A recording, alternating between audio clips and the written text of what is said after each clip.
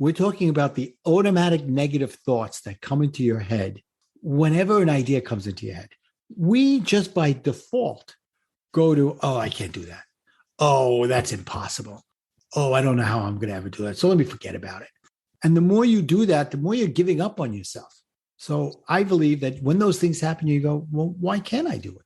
Wait, you may automatically say I can't, but then question yourself and say, what's stopping me? Is there something inside me stopping me?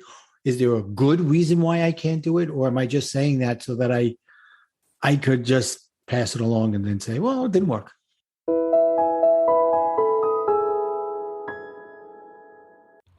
Welcome to Linda's Corner, where we bring more hope, healing, and happiness to the world. Today, we're going to be talking about creating a mindset of abundance. I'm delighted to welcome Martin Salama. Martin is an entrepreneur, business owner, author, professional business coach, radio host, the architect of the Warrior's Life Code, and the author of Warrior to Warrior.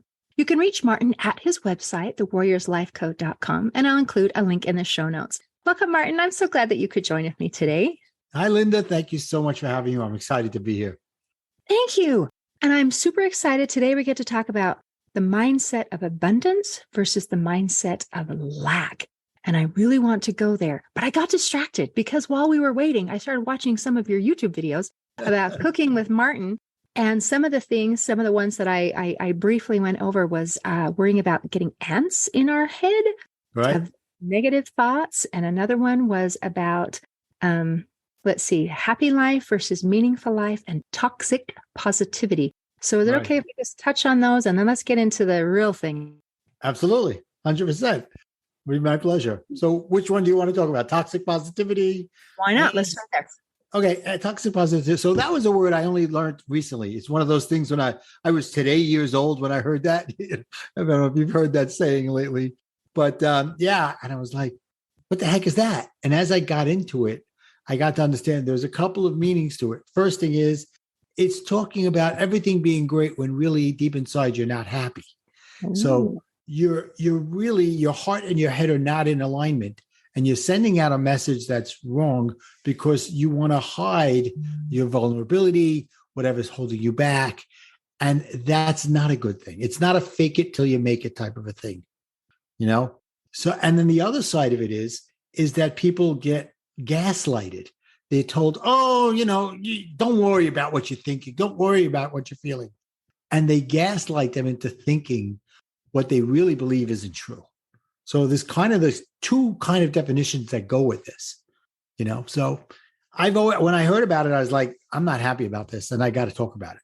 So I did a video, a YouTube cooking video. I don't remember what I cooked on it because it was a few months ago. But yeah. Cookies or something with that one.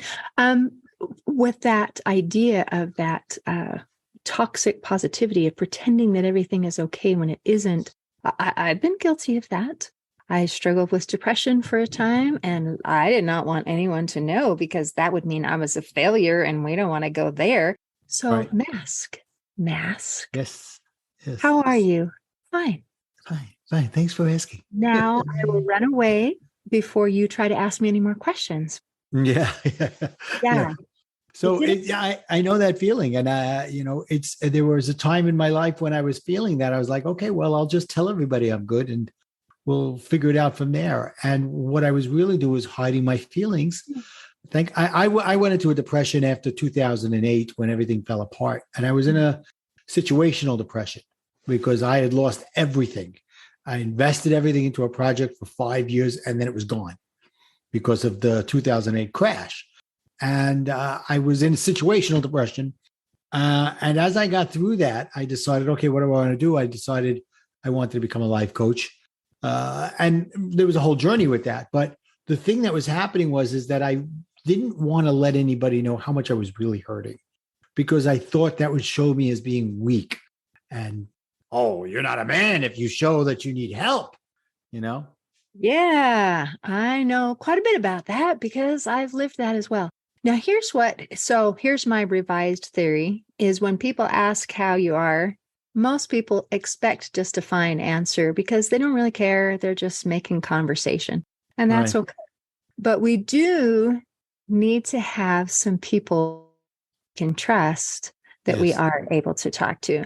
So it's not, when everyone comes and says, how are you, that they're ready to hear a big old sob story, because not everybody wants to hear that. But man, can I have at least one person who cares, Yes. who, especially during times where you're struggling? Yes, absolutely. And that's an important part of it, is finding those people around you that you trust and that trust you, to give them your all, to show your authenticity, to show your vulnerability. And it was so funny that you talk about how are you. The other day I was on my porch and I was talking to my neighbor next door. Hi, how you doing? He goes, do you want the full answer or just I'm fine? So I was like, hey, Jeff, you're a friend of mine. Give me the full answer. But I love the way he framed that. He gave you the option of an out. Right. Exactly. Do you mean it when you say, how are you? Or are you making Right. a conversation? Exactly. Very cool. All right. Well, let's talk about ants real quick. So, worried about ants getting in my head. So we're not talking about Aunt Millie and Aunt Olga and Aunt Julia. We're talking about the automatic negative thoughts that come into your head whenever an idea comes into your head. We just by default go to, oh, I can't do that. Oh, that's impossible. Oh, I don't know how I'm going to ever do that. So let me forget about it. And the more you do that, the more you're giving up on yourself. So I believe that when those things happen, you go, well, why can't I do it? Wait, you may automatically say I can't, but then question yourself and say, what's stopping me? Is there something inside me stopping me? Is there a good reason why I can't do it? Or am I just saying that so that I could just pass it along and then say, well, it didn't work? Automatic negative thoughts. They come so easily, just instant. Yep. Here we are.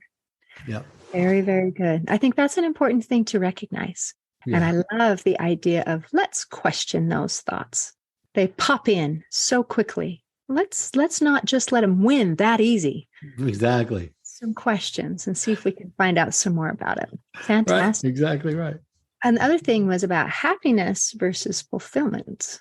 Yeah. So this was something I've been thinking about for a long time, and I didn't know how to put it into words until I'm Orthodox Jewish, and as a result, I celebrate the Sabbath. I observe the Sabbath, turn off my electronics and all that, go to synagogue, everything. And usually, what I do is on Friday, I download a newsletter with a bunch of articles by rabbis on the week's Torah portion or something like that. And there was an article by a rabbi who passed away about a year and a half ago. His name was Lord Rabbi Jonathan Sacks from England. He was the chief rabbi in England, and he was a lord. He was knighted by the Queen back in the 2000s. And he wrote an article about happiness versus meaningfulness. And I was like, oh, wait, that's what I've been thinking about all this time when I created my life acronym, which stands for Live Incredibly Full Every Day. So when I say that, that crystallized it for me, because I'm talking about a life of happiness, which is a selfish thing, which is a good thing. It's okay to be selfish, to be happy in that way. That type of selfishness, bring it on. But are you also doing a meaningful thing? Are you doing things in your life that are meaningful? And then the other side of it is, if you're doing meaningful things, are you happy? Are you happy person? So the meaningful part is the selfless part. It's the part giving back to the world, giving back to the community, giving back. So having a happy life and a meaningful life. And there's great books like Viktor Frankl, Man's Search for Meaning. Mm-hmm. And this was a man who went through the Holocaust. And his search for meaning and his love of meaning and thinking about it and saying, I will get through this. My life has meaning and I will get through this Holocaust is what got him through it. So once I read that book, I was like, yeah, this just even adds to it even more. Isn't that beautiful? Okay, so your distinction between the happiness and the meaningful is the happiness is how I am feeling, and the meaningful is me lifting others. Exactly. And both parts of those together matter and are important. And when you say that happiness is selfish, I'm not sure that I necessarily agree with the standard definition of selfish, but I can see it is about me. Right. I think that when we are happy, it also can overflow. Right. It's really self-love, self-care. Okay, I'm all self-love. That's a good thing. Uh, Self-care, I think that's great. When I hear selfish, the negative things, yeah, of course. you don't care about other people. You're all about yourself. It's like, no, I love people and I'm a people too. Yeah, So, we can lift others and we can be joyful in the process. And I think that exactly. really matters because as we are trying to do good and be good in the world, what does that mean? What does that look like? What does that feel like? Does that mean that I put myself as a doormat that everybody else gets to walk over, that, whatever? Mhm. No, it doesn't need to mean that at all. It can mean that I am joyful and I'm helping to lift others as well. So Right. fantastic. That's It's awesome. basically you can have one without being devoid of the other.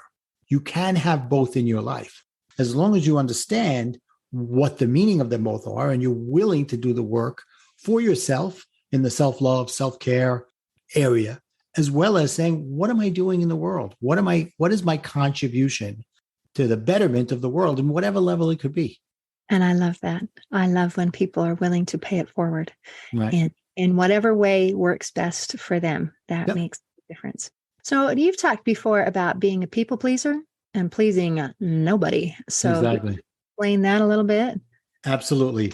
So yeah, I think I have to go back to when I was 10 years old because I had a tragedy when I was 10 years old that kind of defined me at that moment. I didn't realize it then, but I did realize some things. So when I was 10, I have four older sisters and a younger brother. And at that age, my younger brother was 5 years old. He was getting off the school bus. He dropped something in front of the bus. The bus driver didn't see him and he drove. And unfortunately, 4 days later, my brother died from his injuries. And this was the most tragic thing to ever happen into my life, as well as to my family. And you could just imagine what my parents were like. They were distraught. They lost their baby. To me, I lost my younger brother. I lost my compadre. I have four older sisters. And in my head, as a 10-year-old, nobody said this to me. I said it to myself that it's my job to carry the mantle. It's my job to carry the legacy. And it's my job to make sure that my parents never feel sadness again. It's my job to make them feel happy. So, what ended up coming out of that, and it took me 40 years to figure out that I became a people pleaser. That was a defining moment for me. And what I learned over time, 40 years later, was that I was a people pleaser, pleasing nobody. And the reason is because whenever I would do these things, I would try to make sure that I was making everybody happy. And I would rationalize that I was doing it for the greater good, to make sure that everybody was happy. And what I was thinking didn't matter. And what I've come to learn is that the word rationalize, I've trademarked it, and it's really two words: rational lies. All right. So what do you think of that? Okay, that's amazing. I'm So, sorry for your tragedy. I'd love to talk about that a little more thank you. because have these things that take place in our youth or at any time in our life, but particularly in our youth, as we try to make sense of things, we have an event and then we have a meaning that we attach to that event. Mhm. We have something, okay, this means this. This is now my job. So Right. now I'm 10 years old, and it is my responsibility to make sure that everyone is happy. Yeah. And that is a huge weight and a responsibility that is actually impossible. You Yes. cannot make another person happy. No. And when you're feeling like that is your job, then it is heavy, you are overwhelmed, and you feel like a failure all the time. All the time. All the time. And it just doesn't work. So let's go back. Let's rewind. Mhm. Let's go to this sweet little 10-year-old boy who has just endured a horrible tragedy. Can you give him a new meaning? What is his job? What is his responsibility? Is it his fault? Is it his role? What message can you give this little grieving boy? So that's an interesting question. And nobody's ever asked me that before. So thank you for asking me that. And I say that my what I would tell myself as a 10-year-old now, looking back and saying, no, it wasn't your fault. No, you don't have to carry the world on your shoulders. You just have to figure out how you want to be the best you can be for you, and everything else will take care of itself along the way. And that goes a little bit back to where you were talking about the happiness and the fulfillment. Yeah. Happiness might be, how am I handling this tragedy? Mm-hmm. My fulfillment might be, and how am I supporting my siblings and my parents as they are grieving as well? We can do both without taking on that responsibility that they're our job, because we can't. Yeah. Yeah. And for me, this was 50 years ago this year that my brother was killed. 50 years ago in March of 2023 was 50 years.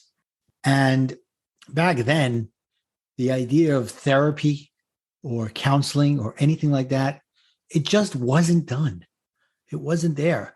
And my parents didn't discuss it with us ever. My sisters and I didn't discuss it until 20 years later. And in the Jewish community, you have a week where you sit on the floor and people come to visit you and pay condolence calls. It's called Shiva, which in Hebrew means 7. It's a take off the word 7, which is a week of grieving for the loss. And we did that, and we had many people come and visit us and support us. But after that, it wasn't like, oh, let's go to therapy and whatever. Now, on a side note, I do have to mention that my mother grieved for a long time. And someone reached out to her and said, there are a couple of other women in our small Jewish community that we come from here in Brooklyn that lost children as well. Maybe you women should get together as a support group and we'll bring you a counselor. And they did. And my mother turned around and realized there are more women like that. And for the next 40 years, when someone in our community would lose a child, she would go into those homes during that week of Shiva and make a condolence call and say something that only somebody else can say to her, to that woman who's been through it. I know how you feel. And she would bring them in and she would support them and help them. Many women have come to me over the years and said, your mother saved my life. At my lowest point, she came to me and told me there was somebody there to love you and support you. It was beautiful. So on that note, I just have to talk about her in that way. She's 91. Unfortunately, dementia has set in and those things. But she's a beautiful woman who's done beautiful work in a selfless way into the community. Wow. Okay. So that goes back once again to your happiness and the fulfillment. Mm-hmm. That I can't help lift others unless I seek healing for myself. And that matters. So as we're trying to seek this healing, as we're trying to understand things, as we're trying to get better, it helps others. And we really can't until we have done that. Yes. I can say, I hurt. I know how it hurts, but I can't really help until I've been there. Oh, yeah. All right. Yeah. Well, I want to hear a little bit about abundance, that mindset. What am I like when I'm in a mindset of lack? And do I even know I'm in a mindset of lack? Right. Well, most people don't really recognize that they're in that mindset because it's kind of like their default tendencies to think that way. So they just think, okay, this is the way life is.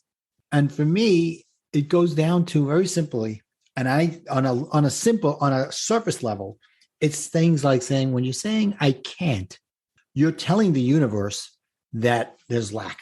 You're giving yourself the permission to say, I can't afford it, or I can't do that. That's the lack coming in. And when you say, how can I, or I can, you're empowering yourself to figure out how to move into that abundance. But I take it even a little deeper. And I start with, going with a little bit of the subject of where we are now in terms of going deeper. I say that it goes a little deeper than that because it goes from self-conscious to self-aware. Now, most people will tell you, oh yeah, I'm self-aware. I know what's going on. And I say, no, you're aware. But there's a difference between being aware, number one, and then being self-conscious and self-aware.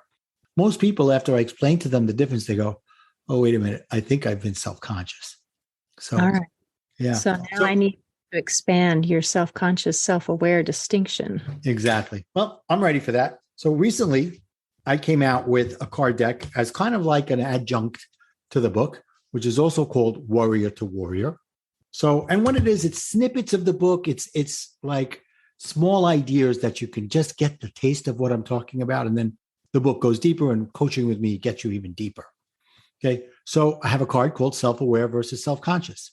So let me read just a little bit of it. Self-consciousness comes from a place of negative energy, guilt, conflict, and doubt. Self-consciousness is more outward directed. Is being more concerned about what others are thinking of you and how the situation is going to affect you. You probably react to uncomfortable situations instead of respond. When you're self-conscious, you're questioning your decisions. A little more, but you get the idea. Self-awareness comes from a place of positive energy, acceptance, contentment, self-assuredness. Self-awareness is more inward facing. You have an accurate and realistic understanding of how you are responding to situations and how you feel about things. So it's ego, self-conscious, versus humility. It's reacting versus responding on a deeper level. My favorite part of the self-aware was having that correct understanding, because I think that one of our biggest problems is we think we get it, but we misunderstand things. Let's go back to your example. You're a 10-year-old. You were very aware of what had happened, very aware. Right. And then the interpretation of what that means to you, to yourself, was not accurate. Correct. So I think that's okay. So we're working toward that positivity and accuracy. Correct. Thank you. Thank you so much.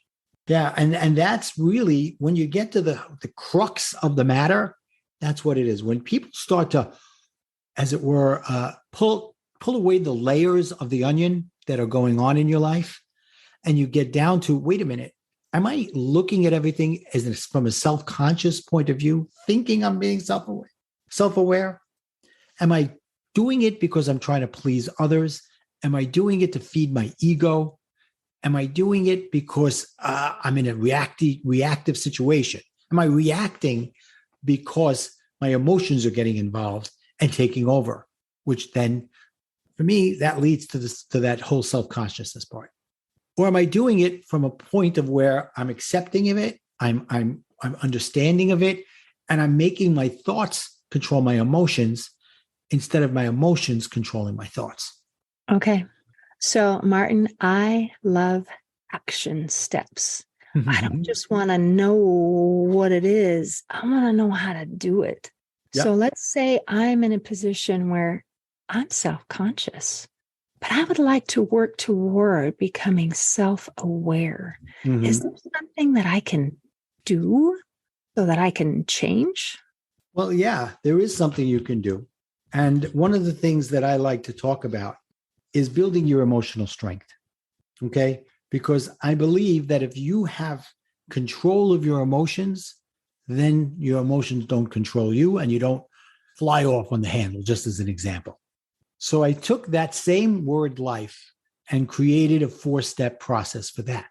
And the first one is listen to your inner voice and acknowledge your emotions. Okay, so you're in the moment. Now, I'm going to be honest with you. It takes practice. It doesn't happen right away. But first thing is becoming aware of it. So by me talking about it now, the next time someone is in that situation, they'll go, oh, wait a minute. Am I listening to what are my emotions right now? I'm angry.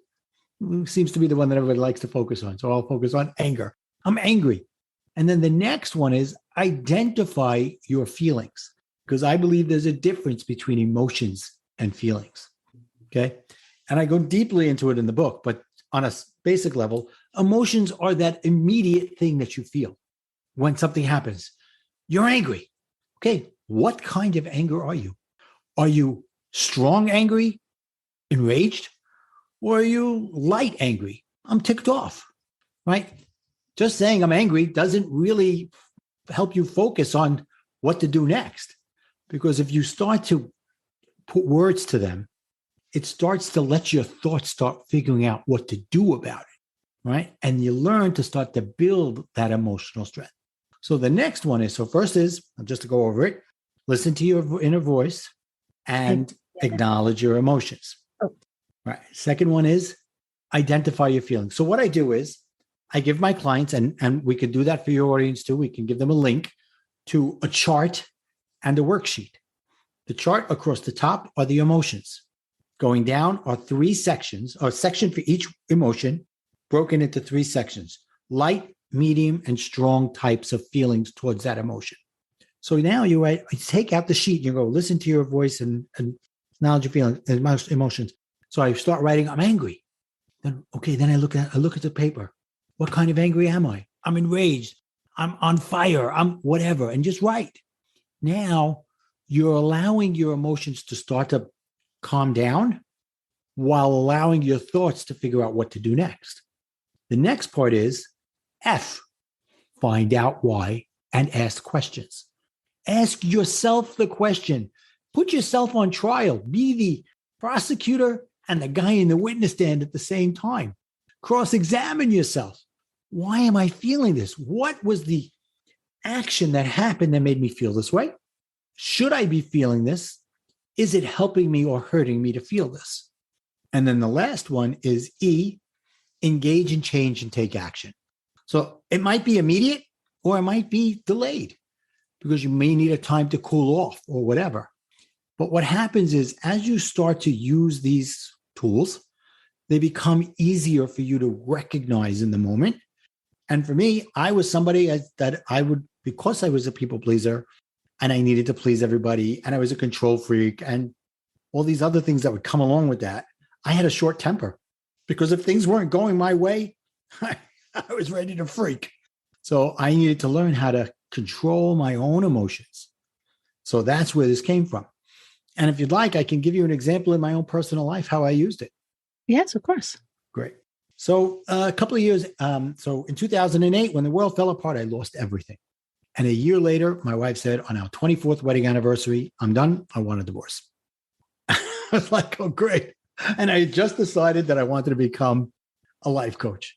All right. So I was like, okay, everything's happening to me. Why is this all happening to me? So I went through with it anyway. And it was the best decision I ever made. And looking back, other than our 4 children, it's probably the best gift she ever gave me because it was the kick in the pants I needed. So what happened is as we started to go through our divorce, she used to call me up and say, I don't want to fight, but, and that would mean in my mind, let's get ready to rumble. Let's fight. Because it was a button that she'd push, whether she did it consciously or unconsciously. And I would just freak out all the time. And over time, because of what I was learning and practicing on myself through the coach training that I was getting, I learned to change those actions so that it didn't happen. But there was one time, about 2 years later, I was divorced by this time, and my son was getting married. And in my Jewish community, we have a tradition that sometimes we make a lunch on the Saturday before the wedding. And the parents come and the in-laws come and the boy goes up to the Torah in synagogue and then you go home and you have a lunch. So I thought we weren't doing it. I live now in New York. They live in New Jersey. I didn't even think about it. Okay. My son comes home because he was living with me at the time because he was going to school in New York. He says, Dad, I'm so embarrassed. I feel so bad. Mommy had the lunch. My in-laws were there. Other family members from mommy's side were there. And you weren't there.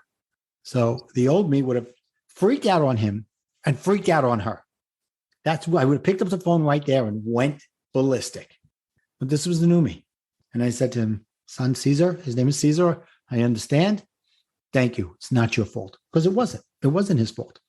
Now I had a decision to make. The wedding was in 2 days. The old me would have picked up the phone, freaked out to get my ego fed and to get my feelings out there. Now, what would have happened? She would have been upset. He would have been upset. My future daughter-in-law's family would have been upset. My family would have heard and said, oh, there he goes again, freaking out, whatever. And I said to myself, no, I'm not going to do it. So the first one was I listened to my inner thoughts and and acknowledged my emotions. I was angry. And what kind of anger? I was enraged. I was the top of the list, the highest one on the list. I wrote down, why do I feel this? Because I was disrespected. My children look at me and they're not going to give me the same thing saying, well, mommy doesn't care. Why should we care? All those things were going through my head. And then I had to engage in change and take action. So I compartmentalized it. I put it to the side. I called somebody I care about, told them what was going on and told them my idea that I was going to wait until after the wedding and have controlled anger on the situation. Went to the wedding, beautiful. Everything was wonderful. 2 days after the wedding, I call up my ex-wife and I say, listen, this is what you did. This is the message you sent your children. And I went on for a few minutes. It was controlled anger. Whether she heard it or not, it didn't matter to me. I was releasing my energy. I was releasing that anger. And I ended the conversation by telling her, thank you for divorcing me. And for me, that was a closure moment. Interesting.